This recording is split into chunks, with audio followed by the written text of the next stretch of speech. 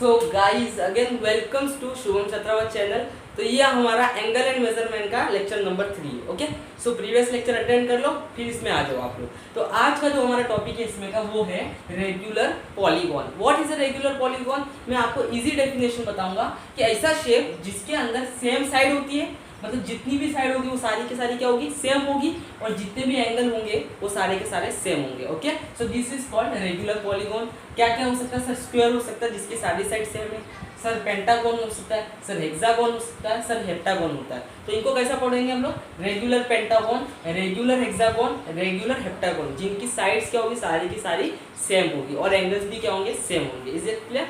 तो ये शेप से आपको समझ में आ रहा है, और भी हो सकता है ऑक्टागोन। तो फिलहाल आपको यहाँ से सब कुछ इमेजिन हो जाएगा। क्लियर है? स्क्वायर के अंदर टोटल साइड्स कितनी होती है सर? 4, 1 2 3 4। ओके, पेंटागोन में टोटल साइड कितनी होती है सर? 4 5 होती है, 1 2 3 4 5 6 n is equal to 5। Hexagon में टोटल 6 होती है, 1 2 3 4 5 6। रेगुलर हेप्टागोन में टोटल कितनी होती है? 7 होती है। तो 1 2 3 4 5 6 7। इन सब के अंदर जितनी भी साइड है वो क्या है, सेम है, और जितने भी एंगल्स है वो सेम है। याद रखना, किसी भी रेगुलर पॉलीगॉन में दो तरह के एंगल होते हैं। इनमें से कोई भी एग्जांपल लेके मैं समझा देता हूँ आपको कि कौन कौन से एंगल होते हैं। Let's take example of pentagon. So इसका एग्जांपल लेके मैं दोनों एंगल आपको समझाता हूँ। लेट्स राइट लाइक दिस, इसको ड्रॉ करता हूँ मैं यहाँ पे। ओके, सो दो एंगल मैं आपको यहाँ पे समझाने वाला हूँ। कौन कौन से एंगल होते हैं? देखो, पहले तो सारे के सारे साइड्स क्या होंगे, सेम होंगे, because it is a regular polygon, और उसकी डेफिनेशन है same angle and same side. यहाँ पे दो तरह के एंगल्स होते हैं। एक तो होता है यहाँ पे, अगर आप ऑब्जर्व करोगे तो इसको बोलते हैं इंटीरियर एंगल। इनको क्या बोलते हैं हम लोग? Interior angle. तो सारे के सारे इंटीरियर एंगल क्या होंगे? सेम होंगे, because it is a regular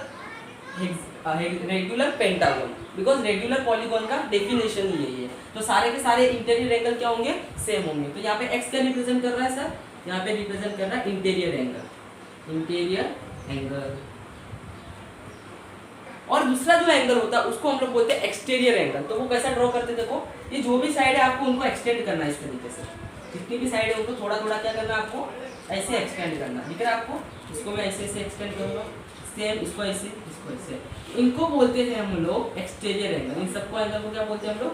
exterior. Let's denoted by y। y से डिनोट कर लेते हैं इन एंगल को, y y y y। So y is what? Exterior angle.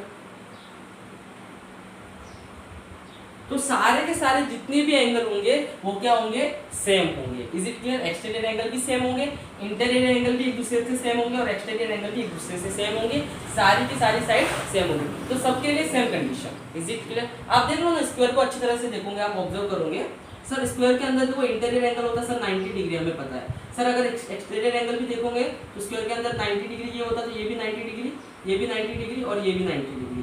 तो स्क्वायर के अंदर एक्सटीरियर एंगल और इंटीरियर एंगल सेम है, लेकिन दूसरों में ऐसा नहीं होगा। लेकिन यहाँ पे याद रखना, इंटीरियर एंगल एक दूसरे से सेम होंगे, एक्सटीरियर एंगल भी एक दूसरे से सेम होंगे। Is it clear? समझ में आ गया आपको डेफिनेशन क्या होता है?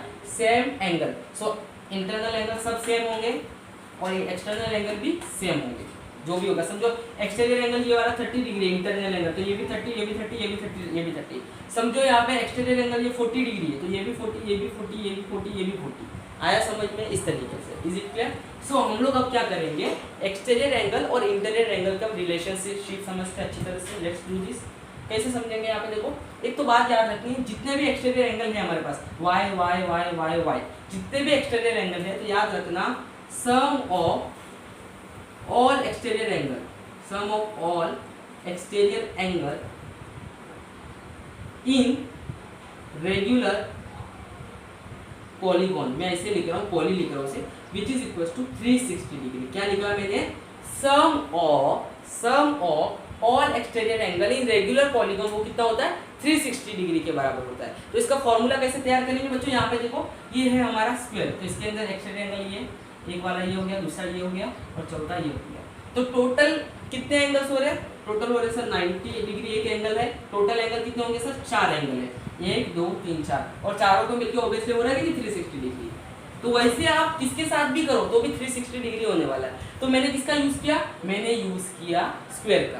तो 4 क्या था? 4 था सर n। 4 का मतलब क्या था? n इज इक्वल टू 4 लिखा था। तो मुझे कॉमन फॉर्मूला सबके लिए बनाना है, तो 4 की जगह पे मैं n लिख दूं, because it may be pentagon भी हो सकता है, हेक्सागोन भी, हेप्टागोन की। और 90 डिग्री क्या था? Exterior angle. 90 डिग्री मतलब कोई भी एक exterior angle.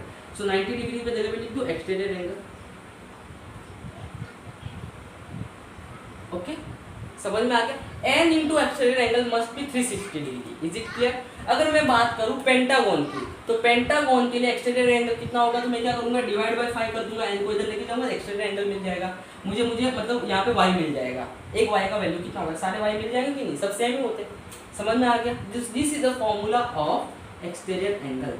So where n is the number of sides depend on which shape you have. It may be pentagon, hexagon, heptagon. Is it clear? First formula clear है आपको? हाँ।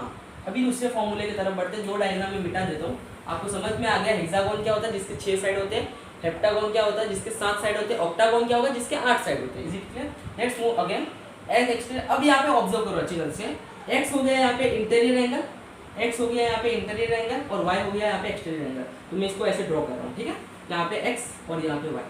अगर मैं पूरा एंगल कंसीडर करूँ, ये वाला पूरा एंगल, तो कितना होता है? 180 डिग्री। बिकॉज ये क्या है? स्ट्रेट लाइन है ना, स्ट्रेट लाइन के बीच में एंगल कितना होगा? 180 degree. So can I write exterior angle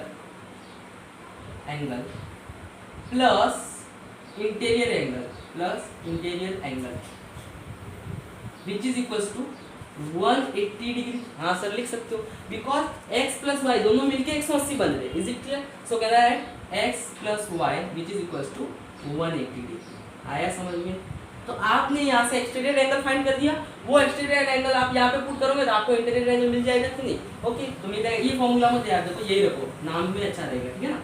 तो यहाँ से आप एक्सटीरियर एंगल फाइंड करोगे, depend on which polygon you have, और उसका यूज करके आप लोग यहाँ पे इंटीरियर एंगल फाइंड कर लोगे। Is it clear? चलो हम लोग कोशिश करते हैं एग्जाम्पल लेने की, जिसको मैं मिटा रहा हूँ, आपको नोट डाउन करना है।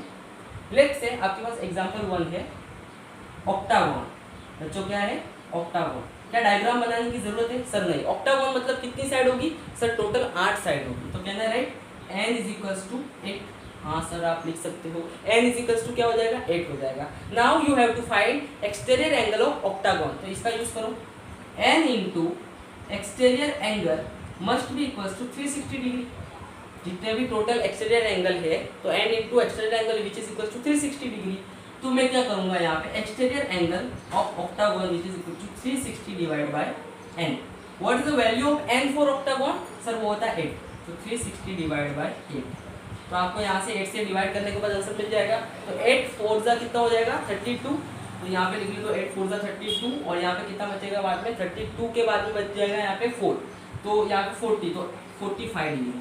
तो मतलब जो ऑक्टागोन में एक्सटीरियर एंगल होगा वो कितना होगा? 45 डिग्री होगा।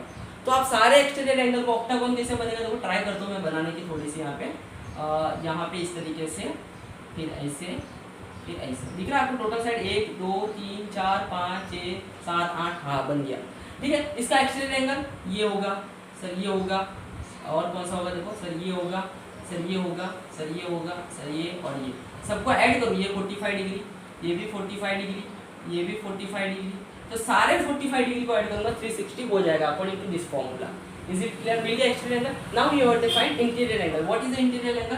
सर ये इंटीरियर एंगल है, ये इंटीरियर एंगल है, ये सारे इंटीरियर एंगल है। चलो कोशिश करते हैं। यहाँ पे क्या करूंगा मैं? एक्सटीरियर एंगल की जगह पे रखूंगा 45 degree plus interior angle which is equals to 180 degree. So what is the interior angle? कितना मिल गया यहाँ पे? Sir 180 degree minus 45 degree. तो आप देख लो कितना मिल रहा है? 135 डिग्री। तो ये जो इंटीरियर एंगल होगा ये कितना होगा? 135 डिग्री। Is it clear? अब समझो क्वेश्चन में होता है हेप्टागोन, तो n इज इक्वल टू क्या करते हैं यहाँ पे? हेप्टागोन मतलब 7, तो n is equal to 7 put करते हैं। हेक्सागोन होता तो n इंटू 6 पुट करते हैं। स्क्वायर होता तो n is equal to 4 put करते हैं। पेंटागोन होता तो n is equal to 5 put करते हैं। So this is your regular polygon, जिसका हम लोग ने स्टडी किया है। What is the interior angle, what is the exterior angle. तो इसका अच्छी तरह से स्टडी करना। 2 फॉर्मूले है, बस इसको याद रखना, ठीक है। Thank you so much. अगर आप डेली लेक्चर अटेंड करना चाहते हो तो वंस अगेन डिस्क्रिप्शन में व्हाट्सएप की लिंक है, उस पर क्लिक करो। और भी इससे अच्छे एडवांस लेवल के क्वेश्चंस मिलेंगे, जेईई मेंस और नीट लेवल के। Okay, thank you so much for attending our lectures.